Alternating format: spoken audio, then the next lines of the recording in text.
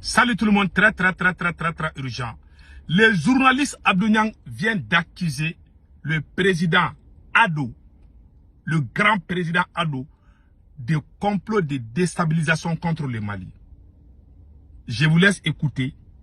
Les journalistes et Abdou Niang, les faux journalistes, les vidéomans, il n'est même pas journaliste, c'est un vidéoman.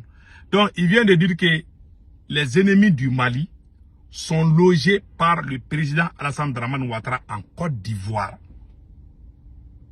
Voilà un journaliste inconscient qui accuse la Côte d'Ivoire d'avoir hébergé les ennemis du Mali. Que tous les politiciens qui sont contre Assimi Goïta qui sont en Côte d'Ivoire. Je vais lui répondre tout de suite. Patientez-vous d'abord. Écoutons d'abord ce qu'il est en train de dire ici.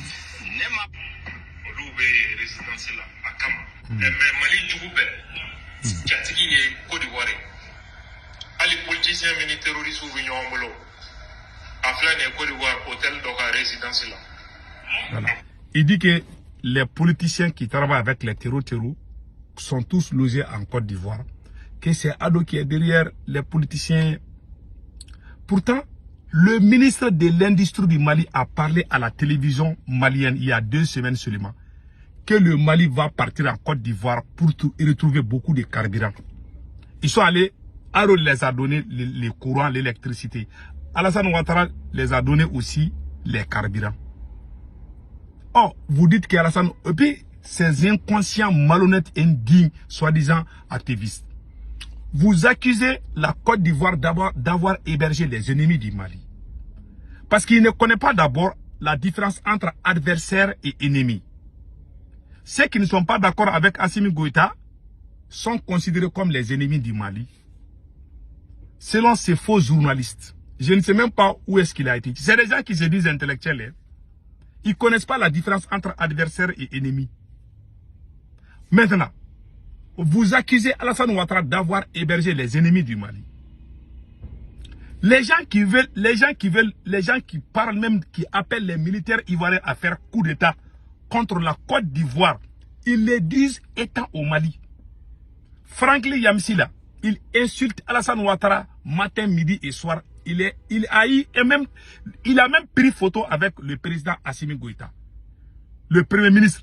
Même le patron du service de renseignement a pris photo avec Franklin Yamsi qui passe son temps à dénigrer, à insulter Alassane Dramane Ouattara.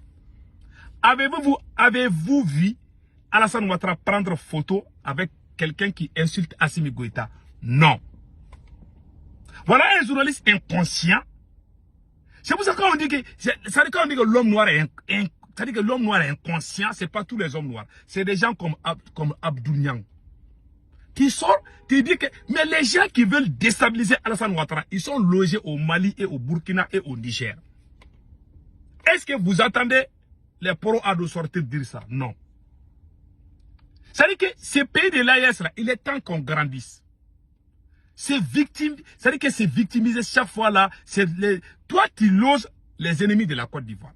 Même Alassane Ouattara, j'ai appris que les autorités ivoiriennes voulaient arrêter Guillaume Soro depuis la Turquie.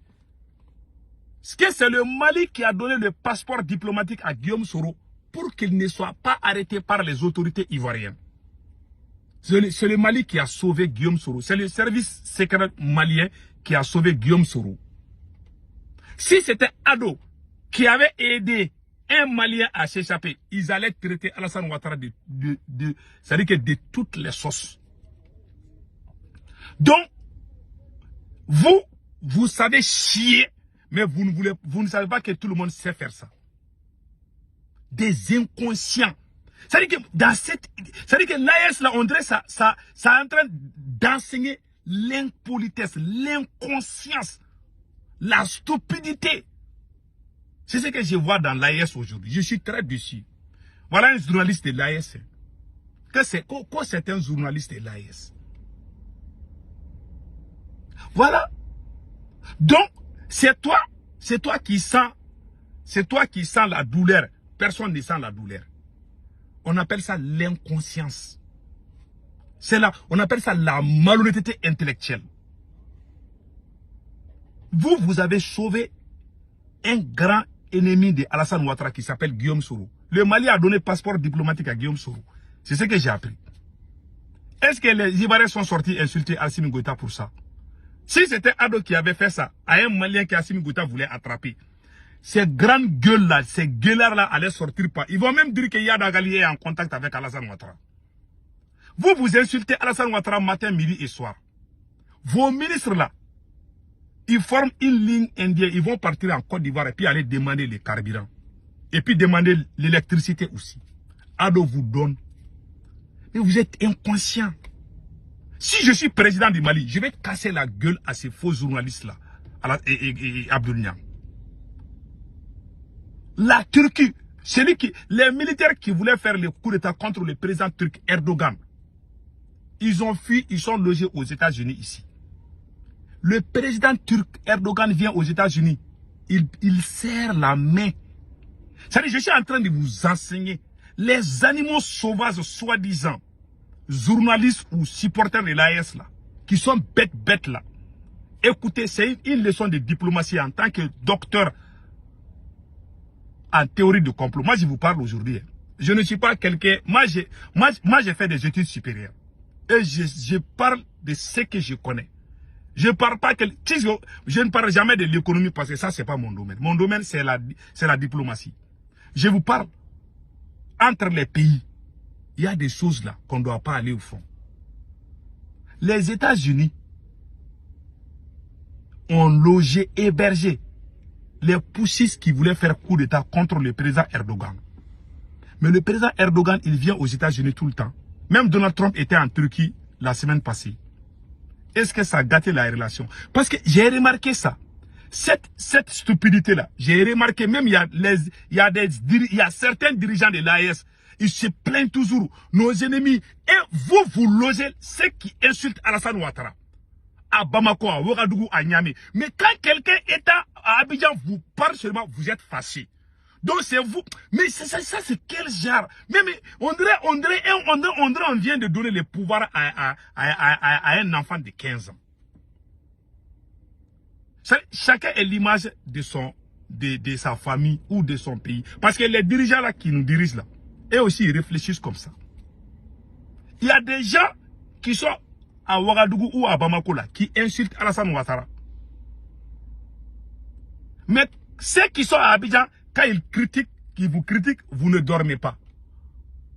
C'est-à-dire que vous parlez, donc vous ne voulez pas acquiescer. C'est vous qui connaissez. C'est vous qui respirez, les autres là sont des âmes. Vous êtes des humains. C'est quel genre de mentalité mouton comme ça là? Ça c'est un. Les États-Unis sont en train de donner des missiles à l'Ukraine pour frapper la Russie. N'est-ce pas? Mais Poutine et Donald Trump, ils se serrent la main.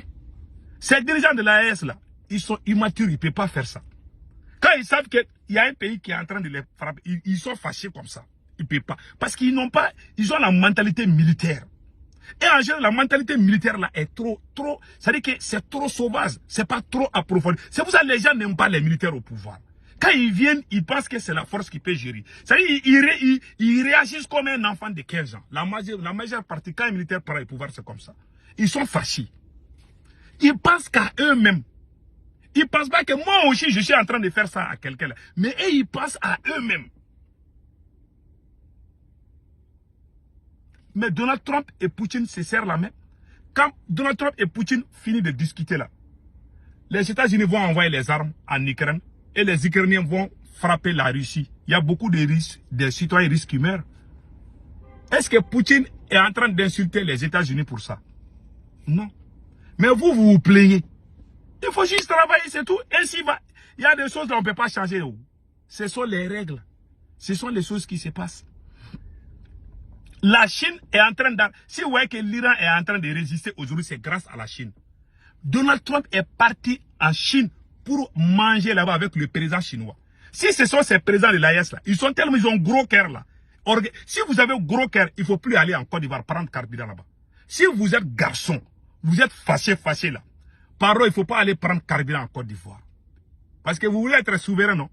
Ah, il ne faut pas aller en Côte d'Ivoire pour chercher carburant. Ce sont nos ministres même qui disent à la télé. Si vous avez gros cœur là, pourquoi vous partez chercher carburant en Côte d'Ivoire? Il faut chercher carburant au Mali même. Parce que si vous voyez que l'AES souffre là, il y a trop de malhonnêteté et l'inconscience trop dans l'AES.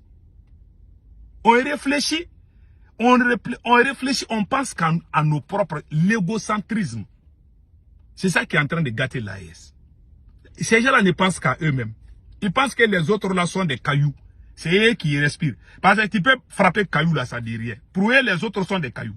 Vous hébergez les ennemis d'Alassane Ouattara. Ils insultent Alassane Ouattara. C'est vous qui prenez les micros pour dire « Ah, la Côte d'Ivoire est l'ennemi de nous. » Mais vous aussi, vous recevez les ennemis de la Côte d'Ivoire.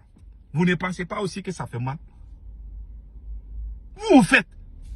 Ah, même celui qui a fait coup d'État, qui a tenté coup d'État au Bénin, là, il est logé dans un pays de l'AES. Pascal Tigri. Pascal Tigri est logé dans un pays de l'AES, oui. Je ne sais pas s'il a quitté. Il est dans un pays de l'AES. Donc, pardon, il faut laisser les choses comme ça, s'il vous plaît. Moi, c'est mon conseil que je vous donne. Donc, les journalistes, là, chaque fois, vous agressez, vous... Hey, le monde, c'est comme ça, hein. Il y a un espion, il y a un savant américain qui a fui pour aller en Syrie. Je n'ai pas dit son nom. Les Russes lui ont donné la nationalité. Est-ce que Vladimir Poutine a dit qu'il ne va plus parler à Donald Trump parce que les Américains donnent les armes à l'Ukraine? L'Ukraine frappe toujours la Russie. C'est avec les armes américaines, les armes anglaises, les armes françaises. Mais ces dirigeants-là se rencontrent, ils se donnent la main. Mes amis, vous n'êtes pas prêts pour diriger. Vraiment, je suis désolé. Parce que vous réfléchissez comme des sauvages. Vous réfléchissez comme le temps de 1900 là. Parce que le monde avance, vous reculez. Vous voyez, vous insultez Alassane Ouattara. Mais il vous reçoit. Parce qu'il est mature. Vous êtes immature. Vous n'êtes pas prêt à diriger une nation. Parce que vous pensez que c'est le gros cœur là. Si vous avez gros cœur, pardon, il faut rester chez vous. Il ne faut plus aller prendre carburant en Côte d'Ivoire. Un point d'intérêt, c'est tout. Pourquoi vous allez chercher le carburant chez Ado? C'est vous qui avez besoin de lui. Et il n'a pas besoin de vous, oui. Donc, c'est ça. Donc, vraiment, il faut... Voilà un faux journaliste Abdou Niang qui dit que lui, il est journaliste. Alors que lui-même, là, ce qu'il a dit contre ces militaires, personne ne peut dire. Le journaliste Abdou Niang a appelé la CEDEAO pour une intervention militaire contre Assimi Goïta. Le même journaliste Abdou Niang s'opposait au départ de la force française au Mali. Quand nous on sortait, il disait que non, que si la France part, que c'est pas bon.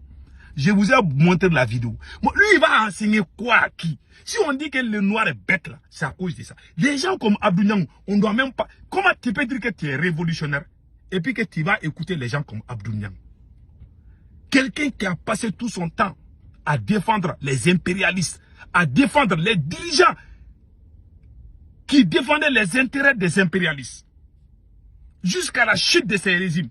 Quand nous on sortait pour la révolution, Abdou Niang, quand on a perdu nos camarades pendant la lutte, le journaliste Abdou Niang est sorti applaudir les militaires d'avoir tué les... C'est pour cela, l'AES là, avec ces trois présidents là, c'est une malédiction qui vous tape. Je vous dis, vous êtes des traîtres. Vous travaillez avec des traîtres. Abdou Niang ne doit même pas mettre sa bouche dans l'affaire. Il a nos martyrs qui sont morts pour le changement. Lui, il a applaudi ces jours-là. Si on dit que l'Africain est maudit, c'est à cause des choses. Ça dit que les militaires, il n'y a pas quelqu'un. Ça dit qu'il n'y a pas un être qui est plus inconscient qu'un militaire. Ils te font. Parce que militaire, là, quand il y a crise cardiaque, tu as un problème de santé, là, il ne faut pas travailler avec un militaire parce qu'il va te trahir, il va te décevoir. C'est des malheureux, c'est des inconscients. Pas tous les militaires. Je vous dis. Si ce n'est pas l'inconscience et l'idiotie, comment on peut travailler avec des gens comme Abdou Niang? Ces anciennes vidéos sont là. Aujourd'hui, seulement il dit ce qui plaît à vos tympans, là, vous applaudissez. Mais vous êtes, même chien ne fait pas ça. Même quand il menace un chien là, il ne va plus être ami avec toi. Même chien, il réfléchit parfois avec plus que certains de ces militaires là. Quand un chien, tu lui jettes caillou là, tu ne vas plus être son ami. Mais si Abdou Niang a jeté combien de cailloux à ces gens-là? Il les a insultés. Il les a dénigrés. Il a appelé la CEDEAO contre vous. Malgré tout, vous l'avez pris parce que vous êtes fâché contre vos adversaires. Parce qu'ils confondent. Un militaire pense qu'un adversaire est l'ennemi même de la nation. Un militaire est allergique à la contradiction parce qu'il pense qu'il est dans un champ de bataille. C'est pour cela, ces gens-là, ils n'iront nulle part. Ils ont gâté la révolution là. Il travaille avec les ennemis de la révolution. Et l'AES est infiltré, c'est fini.